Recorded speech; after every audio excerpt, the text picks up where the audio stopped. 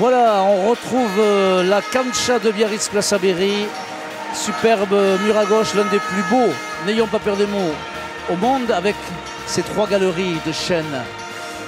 Et donc un public venu assister aux demi-finales de la spécialité de mer nue en mur à gauche. Avec la deuxième demi-finale à mer nue individuelle qui va opposer le Mexique à Cuba. Le Mexique qui donc s'est imposé en partie de poule face à la France et qui donc, en sortant premier de sa poule, a eu le privilège de pouvoir disputer une demi-finale, un dernier carré accessible. Voilà, en l'occurrence, l'Aztèque Daniel Diaz rencontrera le Cubain Valdés. Voilà. Un Cubain dont on a pu voir qu'il avait déjà un petit peu les attitudes bien des joueurs de mer nue de son pays. L'école Waltari, il tape pas mal par en haut. Voilà, Yves, c'est pas forcément un gage de rassurant, mais bon, on va voir. On va voir. Après, je l'ai vu, bon, il a l'air de s'appliquer au but, donc c'est déjà une bonne chose. Hein, voilà. Tête à tête. Alors Daniel Diaz, lui, n'a pas joué la partie de poule décisive contre la France. C'était le dénommé Alva, un congénère qui s'était collé, et ma foi, avec beaucoup de brio. On a vu notamment des points tirés de loin, des pelotes posées, des deux murs, beaucoup de technique, beaucoup de culot, mais voilà. C'est ce que ces Mexicains savent faire, jouer avec notamment ce fameux Ramon, hein, le jamon de la mer nue, la paume de la main qui permet de mettre de l'effet. C'est vrai que ces Mexicains, Yves, ils sont totalement atypiques. Ouais, c'est des joueurs qui sont habitués à jouer avec tout type de pelote et ils jouent énormément avec la balle de tennis. Ils sont très très forts avec la balle de tennis, c'est les meilleurs au monde. Et avec la balle de tennis, justement, on joue avec ce jambon là, comme cette paume de la main. Et du coup, avec des pelotes plus classiques, ça permet de mettre énormément d'effets. On ne voit pas trop le joueur va taper jusqu'au dernier moment. Donc, des coups qui surprennent. Voilà, le Cubain a eu la chance d'avoir le but, donc c'est peut-être pour lui déjà un atout. Et voilà, un premier point tiré de la gauche, pelote doublée. Et c'est le Cubain qui ouvre la marque, voilà. Encouragé par les locaux, les jeunes locaux qui auparavant avaient jeté leur dévolu sur Patrick Chigaray. Cette fois-ci, ils ont choisi le Cubain, ils ont choisi le faible, entre guillemets. C'est vrai que le Mexique est favori pour cette deuxième demi-finale. Mais c'est bien El Señor Valdés qui vient de signer le premier point avec une jolie gauche. Voilà, il a tenté une demi-longue avec un peu de réussite. Et bon, il met de la hauteur au but. Ouais. Voilà, c'est pas les plus faciles pour rentrer shoot à mano, hein, directement de haut en bas. On perd un peu le contrôle.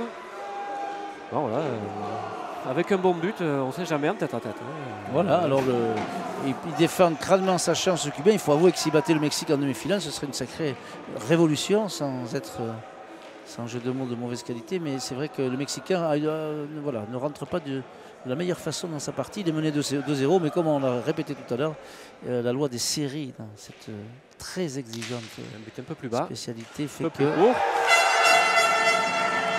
Ah, belle entame du Cubain. Et troisième point. Le Mexicain, on l'a vu sur ses jambes là, un peu fébrile, peut-être un peu de pression. Alors, on ne sait jamais. Oui, c'est pas du tout le même morphotype que son congénère. Il est plutôt ramassé, petit. Son copain, lui, était plus élancé avec beaucoup plus d'amplitude. Mais bon, voilà. Et là, il a un peu court le but avec le mur de gauche. Il a du mal à rentrer dans la partie. Il est mené 3-0, le Mexicain par le Cubain qui, avec ce geste... geste... Pognon, ça plantera beaucoup d'effets. On voit le Mexicain nerveux. Très nerveux. Oui. C'est déjà une demi-surprise de voir ce Cubain mener 4-0. Alors qu'on lui avait prévu l'enfer. Mais bon, comme quoi... Un joueur surprenant. Atypique, il a mis sur son Apogno, il a mis beaucoup d'effets en tirant à droite et on sait que voilà, ici Place Berry c'est très rapide et du coup la pelote a encore pris plus d'effets qu'à la normale et a filé complètement en contre à cancha et le Mexicain en retard. Donc voilà, il va tenter de nouveau un but haut. Je suis repose. Voilà. Très embêtant pour le Mexicain, ça. La pelote est bonne. Le Mexicain ramène. Oui. C'est court. La gauche avec effet. De nouveau. Ouais, premier point un peu disputé. Voilà, le jeu Napognon, très bon Napognon. Très bon Napognon. C'est équilibré. Le Mexicain est dedans. Ouais. Il va tirer. Ça va piquer. C'est court. Premier rebond, ramené. Et voilà. Ça va être compliqué ça. C'est logique. Il remet la pelote au fond. Premier point du Mexicain, voilà, qui devait couper cette série de 4 points gagnants. Et bon, voilà, ça n'a pas été non plus. Il a fallu Ouais, il a eu un petit peu de chance en plus, le Mexicain. Il a fallu se la gagner. Alors maintenant, ça va être difficile, je pense. On va voir comment la capacité du Cubain à ramener le but. Voilà. Oh, lui, je crois que ouais, il n'a pas l'intention de ramener le but au rebond. Il est déjà au 6. Le Mexicain. Ah, il laisse rebondir. Toujours ce geste par-dessus l'épaule à la Waltari. Complètement raté. Et là aussi, c'est dommage, il a eu l'opportunité. Il joue la gauche. Très très court. Ah, son point fort? Non. Dommage. Voilà, bon, allez, le débat s'est équilibré. C'est dommage parce qu'on voit le Mexicain tendu. Il a raté là une pelote très très facile et il a relaissé aux 2. Dommage.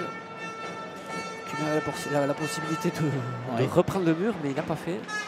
4-2 pour le Cubain, toujours, qui est en tête grâce à cette bonne entame. Et le Senior Diaz, eh bien, il a intérêt à jouer juste, parce que sinon, il pourrait bien voir cette première manche lui échapper, mais pour l'instant, il est revenu dans la partie. Et le Cubain, mais le Cubain, s'il continue, je pense, à utiliser cette posture, ça va être compliqué là. Bon. Là, il faudrait qu'il rentre complètement à la volée, qu'il ne laisse pas rebondir la pelote. Il aura plus de chance même sur son retour. Parce que là, il peut être que court. Je pense que l'entraîneur a dû faire le choix de mettre quand même, on va dire entre guillemets, le remplaçant. Parce que je trouve quand même que l'autre Mexicain, bon, on n'a pas vu encore complètement. Voilà.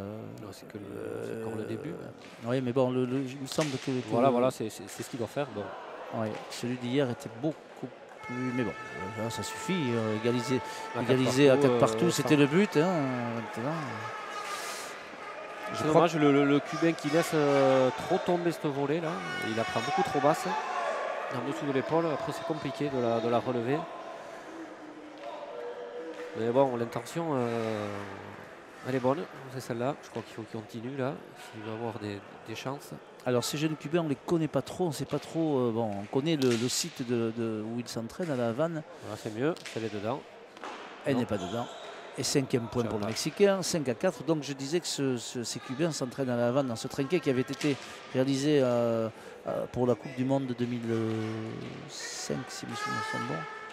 À La Havane, bon voilà, et donc il y a des Mexicains qui s'entraînent régulièrement. Donc, et alors, un petit scoop, nous avons croisé Waltari hier qui nous a dit, eh bien moi, je vais terminer ma carrière à Barcelone en 2018. Ah d'accord. Voilà. Et donc, voilà. Vous aurez même, Yves, la possibilité de participer au championnat du monde de Barcelone pour la France. Et pourquoi pas. Mais non, mais tout est possible puisque, on le rappelle, la Fédération internationale a ouvert les portes aux professionnels et ceux qui ne le sont plus ou ceux qui le sont encore. Donc on va retrouver des garçons comme Fousto à Palette à Cuire. On retrouvera Waltari, voilà, les Laral de Bilbao et pourquoi pas d'autres joueurs en mur à gauche. Après, si les pro-espagnols. Voilà. Oui, alors vous connaissez bien évidemment mieux le contexte que moi, mais je pense que les impressas vont avoir du mal à les laisser. À les laisser. Donc ça pourra clairement peut-être équilibrer le débat. Il a ramené le but. Oui, toujours par-dessus. Mais là, non. Là, je vois pas comment il peut. Voilà. Ouais, bonne pelote du Mexicain. On l'a vu, il a tapé avec la paume de la main, un peu de côté. Il a pris énormément d'effet au mur. Elle est partie se coller au mur de gauche. Voilà. Et 7-4, je pense qu'il n'y aura pas 4-0. Suspense, oui. 7-4, ça va être. D'où on le rappelle l'avantage d'avoir le but. Voilà. Parce qu'on peut engranger une petite série de 2, 3 points, 4 points. Condition de bien buter, c'est. Et puis on a aussi la possibilité de buter long pour le premier but, faire Pacha, Voilà, et avoir une deuxième chance. Donc le premier but, il faut, comme on dit, le forcer. Ouais, voilà, on va chercher le Pacha, Pacha, comme on dit, vraiment chercher la limite. Voilà, pour essayer d'avoir la deuxième pelote le plus près possible du frontis.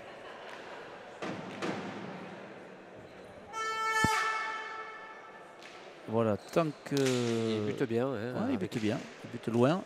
Et bon, ça ne sera pas suffisant. Voilà, tactiquement, même erreur, quoi, hein. Il a décidé de monter, il faut qu'il aille au bout des choses. On le sait, cette pelote, si on la laisse rebondir, voilà, c'est une pelote qui peut faire des rebonds de facilement 6-7 mètres. Donc voilà, avec une vitesse au sol, donc compliqué après le rebond. Et surtout à ces distances-là, à près de 30 mètres du mur après. Voilà, le vivier mexicain est intact, on le voit, avec ce joueur, Diaz, qui mène et qui va conclure la première manche sans souffrir finalement, même s'il a été mené 4-0. 9-4 pour le Mexicain.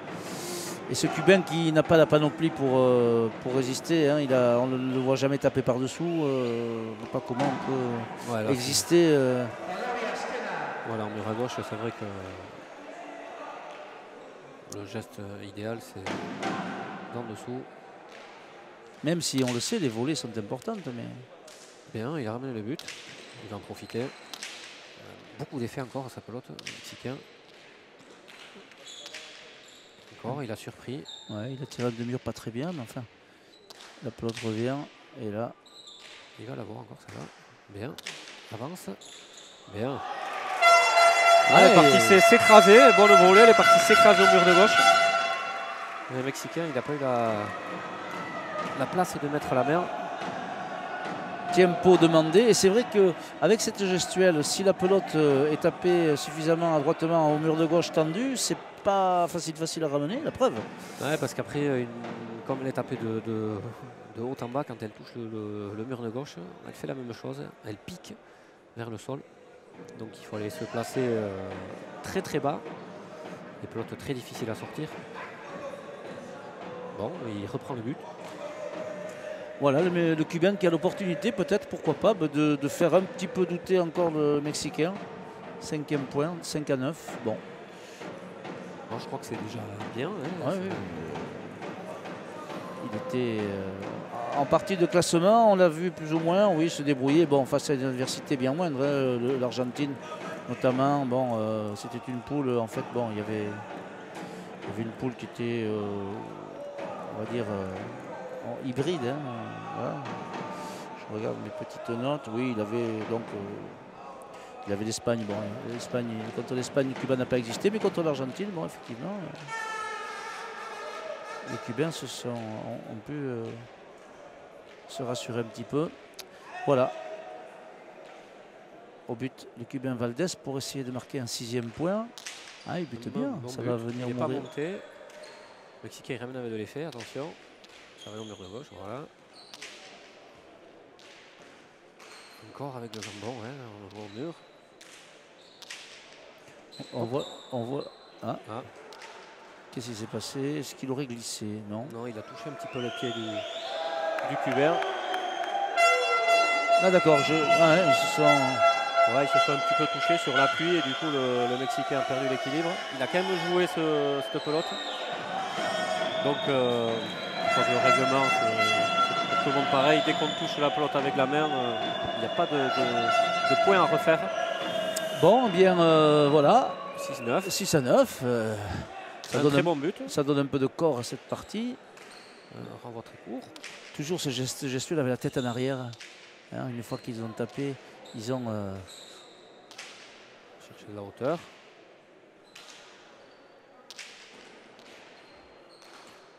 Il va lui jouer en bas à gauche, ça va piquer. Voilà.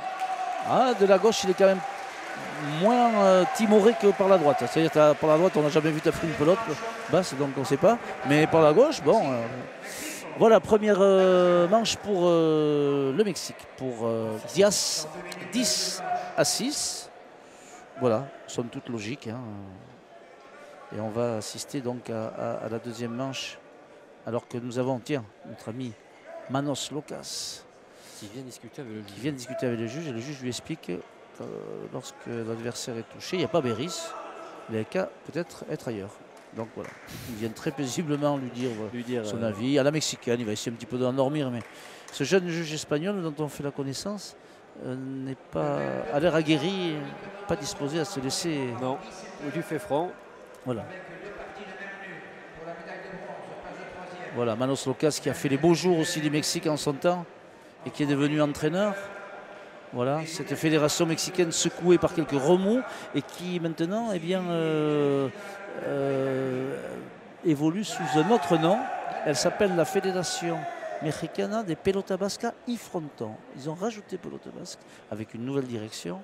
Il y a eu des petits problèmes de, voilà, on va dire de malversation, de soucis divers, un peu à la mexicaine. Bon. Et tout ça c'est régulé avec le ministère des Sports, la CONADE aujourd'hui. Donc voilà. Les Mexicains peuvent légitimement représenter leur pays à la pelote, alors qu'il y a quelques mois, c'était plus que compliqué, voire illusoire. Voilà. Donc le Mexique qui mène une manche à 0, on va reprendre avec le but à l'Aztèque.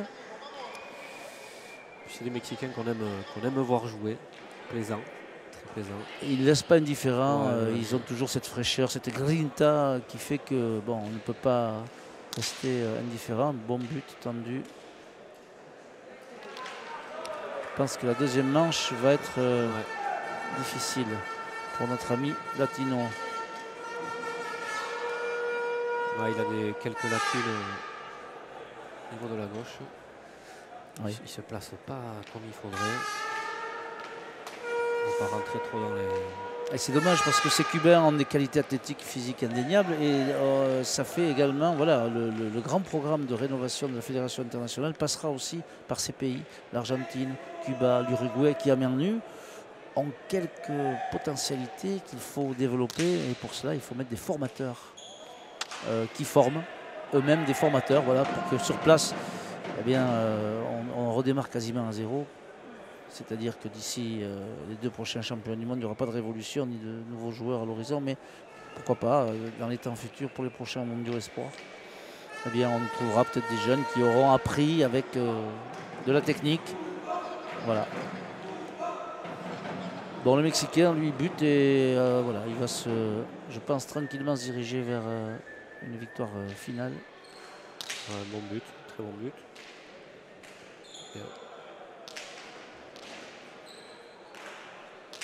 Ouais, il joue bien, il touche le mur de gauche. Ça c'est un peu court. Ouais, là, c'est sûr que... Voilà, Ramon, le deux-murs. Pelote un peu courte qui vient vite et qui tire d'en bas. Le Mexicain, il profite de cette vitesse pour tirer un deux-murs bien effectué. Voilà, 3-0. 3-0 pour le Mexique. À la suite, eh bien, on va croiser les doigts. Bon, ça va être également assez compliqué, mais on aura la chance de voir un nouveau jeune en action. C'est ni plus ni moins que le fils de Philippe Lafitte, l'ancien indépendant du BAC, Bichente, voilà, qui sera associé à Ronan Mendy, le propre fils de l'entraîneur Jean-Michel, pour tenter de bousculer les Espagnols. Là aussi, tâche ardue. Mais sait-on jamais. Hein, les parties, il faut les jouer. Voilà, demain au programme, il y aura donc, grâce au streaming, les demi-finales de palette à cuire à partir de 22 h. France-Argentine et Espagne-Mexique également.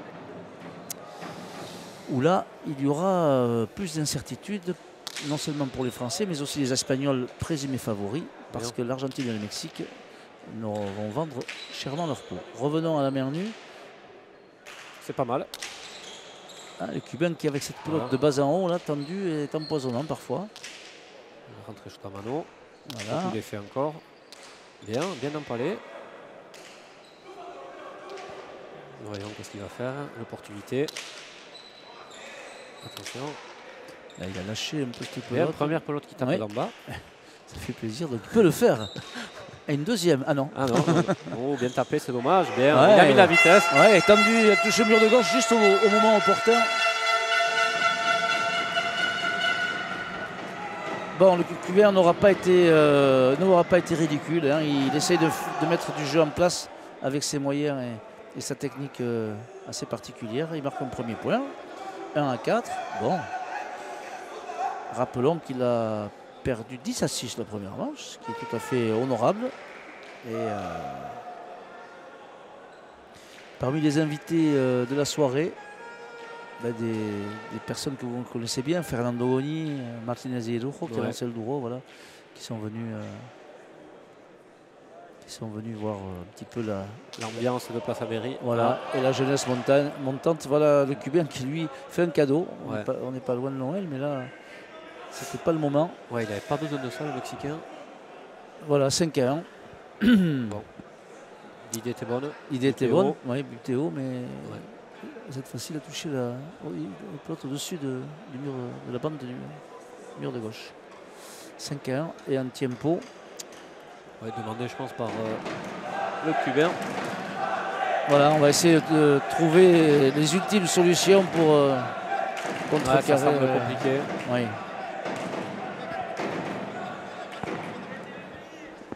Il va falloir qu'ils prennent un peu plus de risques peut-être. Voilà, déjà au but, essayer d'aller couper la trajectoire du but de Diaz. Et après tenter peut-être voilà. Tirer dès qu'il a l'opportunité. Pachi Chigara, il est venu prendre un petit bain de foule avec ses copains. Voilà, il vient se consoler, mais il n'a pas l'air très meurtri.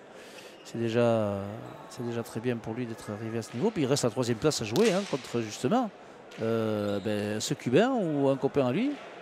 Et là, voilà. Monter sur le podium, c'est quand même important, donc il ne faudra pas se louper demain après-midi. Ouais, encore un bon but de Diaz. Touche le mur de gauche. Alors ce Diaz fait partie des Diaz qui eux-mêmes sont cousins avec les Diaz qui eux-mêmes, voilà, on le disait, ce sont les Echeverry du Mexique. Alors est-ce qu'il y a, vous me posez la question, s'il y avait un lien de parenté avec Orlando Diaz, le fameux joueur, ils sont peut-être cousins. En tout cas, les parents, il y a eu des petites cohortes de Mexicains qui sont venus en vacances ici suivre leurs enfants, et c'est très sympa, c'est toujours agréable. Voilà, alors que là, bon, ça semble... mal embarqué pour notre ami cubain qui va s'incliner, je pense, très logiquement dans la 2e manche. Il se décompose là un peu avec la gauche. Après avoir fait illusion. Voilà, c'est dommage parce qu'il a une bonne volée là. Il devrait plus justement essayer de profiter de ça. Parce qu'après, bon, c'est très compliqué pour lui. Ouais. À titre personnel, vous préfériez, vous, la spécialité tête-à-tête ou le 2-2? C'est tellement différent que question. Ou alors les deux sont plaisants. Ouais, au départ, je préférais le 2-2 quand j'ai commencé à. Ouais, encore un joli point, un jeu de mur mexicain. Ouais, je préférais le 2-2 au départ de ma carrière. Et puis après, sur la fin, le tête-à-tête me plaisait plus. Il y a un vrai défi. Il y a un vrai défi, personnel, humain, technique, physique, tout est lié. Tactique aussi. Voilà, arrive un moment, tête-à-tête, bon, voilà, on est tous préparés plus ou moins de la même façon. Techniquement, bon, on sait tous plus ou moins voilà, faire les mêmes choses. Donc après, c'est vraiment ce côté tactique qui est intéressant. Et le mur à gauche permet ça, justement, de travailler ce côté. Voilà, tactique du but, du retour de but, quand accélérer, quand surprendre sur la descente de mur encore, un peu haut. Bon, le Cubain qui par dessous n'est pas mal. Ouais, il devrait peut-être un peu plus. Voyons là. Il est en retard, mais c'est bien. Oui, voilà. Encore beaucoup d'effets. Ça fait partie vraiment, voilà, il reprend. Ça fait partie de leur gestuelle naturelle, mais bon, bon.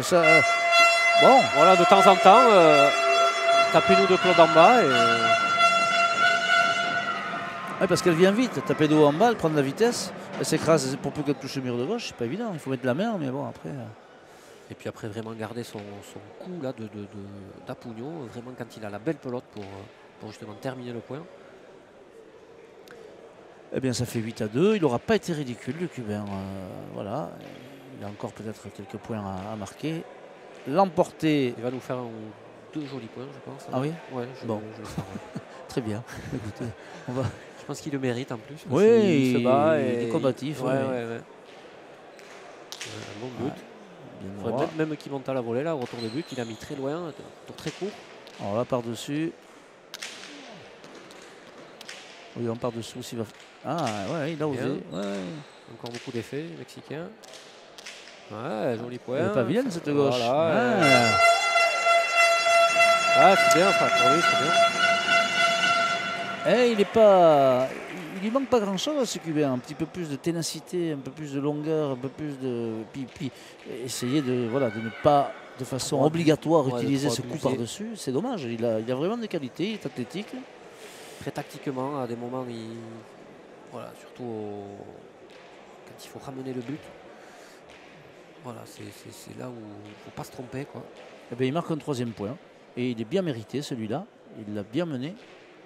Le but, c'est pas mal. Ça va mourir à gauche. Ouais. Un peu court, attention, ça va être très court. C'est très court. De l'effet encore, les Mexicains. Oh, bon pète. Le Mexicain qui... le saut à Manon, il historique. se sert. Elle est bonne. Avance, monte. Ouais. C'est pas mal, c'est pas mal. C'est pas mal, il le fait courir. Attention, il doit l'effet. Ouais, c'est pas mal encore. Ouais, par-dessous, il est loin d'être. Point disputé. À droite. Et là, il va lui tirer à gauche. Ah non. Bien encore. Avance, attention. Ouais. Voilà. Ce Cubain nous étonne. Il se motive en plus. Le Seigneur Valdez, c'est bien, il mérite mieux que ce qu'on a bien voulu lui mettre sur les épaules. Il se bat et il embête le Mexicain. Le Mexicain qui a du mal à faire ses 2 derniers points. Tempo demandé par le Mexique. Idéalement, ce serait bien si on pouvait avoir une 3e manche. Parce que bon, c'était pas prévu. C'est bien joué de la part du coach mexicain. Oui. Hein, parce que, pour casser, évidemment. pour une fois qu'il arrive à avoir un peu de rythme, le Cubain, le pauvre. Non, mais il a des jolies postures. Voilà, là, on l'a vu, il a utilisé un peu ce coup plus classique du mur à gauche, de bas en haut. Et voilà. 4-8, bon. Jolie petite chambre ce soir quand même. Ouais, ça s'est rempli. Ouais. Un mur à gauche qui contient 1500 places pleines. Vous voyez, c'est pas... Et...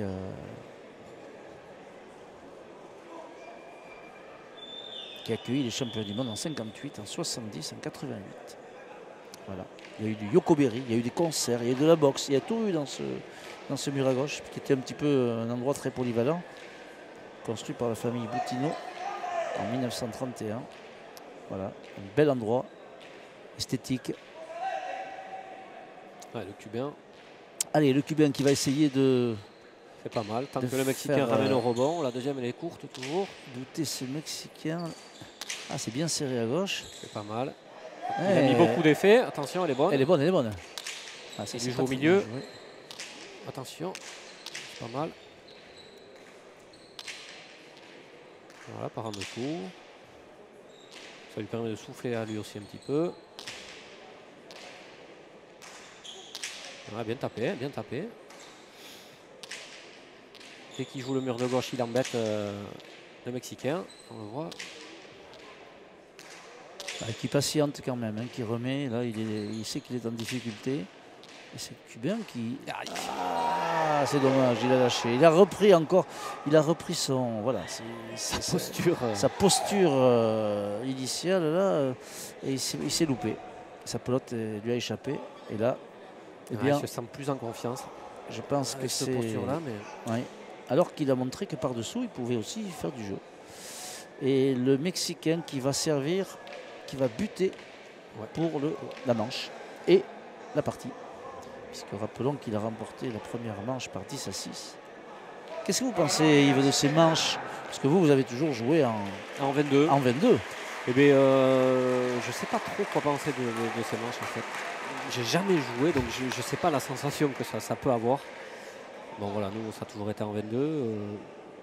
Bon, je connais un petit peu tactiquement comment on peut revenir, on peut essayer de faire douter, mais c'est vrai qu'avec ces manches-là, encore les manches en 10 ne me font pas trop peur, un de mur très haut. Mais la dernière manche, voilà, je pense que... Elle est assez assassine là, ouais, c'est un petit peu pile ou face, ouais. C'est un petit peu ça. Joli, Eh joli oui, point encore. le Cubain, il a serré sa pelote à gauche et il grignote, il grignote. Il lui a fait faire marche arrière. C'est vrai que cette dernière manche en 5 points, voilà, si vous n'avez pas le but et que l'adversaire bute bien et qu'il fait peut vous faire 3-4 points d'affilée, ouais, c'est très tendu. C'est implacable, il ne faut pas se louper. Ouais. Là, déjà en 10, il ne faut pas traînailler, mais là, il faudrait la pousser peut-être jusqu'en 7. Ça permettrait de... Tout est possible si on voit que... Mais bon, c'est vrai que... En 5, particulier, 5, ça va très vite. Ah, le Cubain qui bute loin. Loin encore, il aura une deuxième courte. Très courte, attention. Ouais, il va faire le point. Oh, hey, voilà. La fraîcheur du Cubain. Alors bon, il n'a plus de complexe à avoir, il est mené, il sait qu'il... Et il marque un 6e point. Et ma foi... Ah, le Mexicain qui ramène le but au rebond. Il casse des deuxièmes très courtes derrière. Je pense que son coach va lui dire à la prochaine. Ouais, mais le coach, je pense qu'il s'est un peu trompé. Je persiste à croire qu'il a mis ce Mexicain qui est quand même, à mon avis, inférieur au titulaire, et en se disant, bon, le Cubain, ça va être... ça fera un entraînement. Mais bon, finalement... voilà. Il n'en faut pas beaucoup, encore un but long. Ce Cubain-là, eh ben, deuxième très courte encore. C'est pas mal. Ah, s'il le serre à gauche, il va l'embêter. Il faut qu'il fasse toucher ce mur de gauche. Là, c'est pas bon, mais bon, c'est fort. Il aura encore une possibilité. Elle est plus longue. Il va être obligé de taper par en bas. Non, quel dommage. Oui, parce qu'en insistant un peu, je pense qu'il y aurait eu moyen de l'emporter. En tout cas, c'est le Mexique qui remporte la deuxième demi-finale à main nue individuelle en 2 manches, 10-6. 10-6 face à Cuba. On se retrouve pour la 3e partie de cette soirée, la demi-finale entre l'Espagne et la France à main nue par équipe.